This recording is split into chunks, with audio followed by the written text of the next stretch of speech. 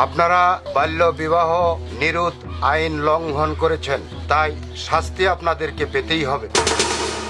বাল্য বিবাহের জন্য যে হাতে হাত খরচ করতে হবে তা আমার জানা ছিল না স্যার, আমার মাফ করে দেন স্যার, আমি ভুল করছি স্যার।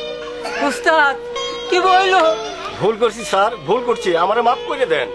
অন্যায় যখন স্বীকার করেছ তাহলে এখন শাস্তিও ভোগ করো। 1929 সালে বাল্য বিবাহ নিরোধ আইন অনুযায়ী ছেলের বাবা হোসেন মাতব্বরকে 1 মাসের কারাদণ্ড, মেয়ের বাবা জমির আলীকে 3 মাসের কারাদণ্ড, ছেলে সেলিমকে 1 মাসের কারাদণ্ডে দণ্ডিত করা হলো। সেই সাথে কাজী সাহেবকে 50,000 টাকা জরিমানা করা হলো। অনাদায়ে 1 মাসের কারাদণ্ড প্রদান করা হলো। ঘটক সাহেব, আপনার কিছু বলার আছে? আছে স্যার, আছে। আমি স্যার পেটের দায়ে গটকালি করি স্যার। আমার জানা ছিল না কম বয়সী ছেলে মেয়েদের বিয়ের গটকালি করলে এই হাতে হাত করা পড়ে।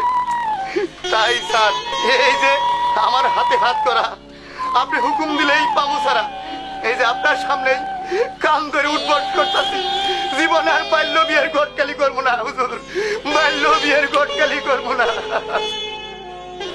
ঘটক যেহেতু পেটের দায়ে করেছে এবং তার বয়স বিবেচনায় তাকে ক্ষমা প্রদান করা হলো। আজকের মতো কোর্ট এখানেই মুলতবি করা হলো।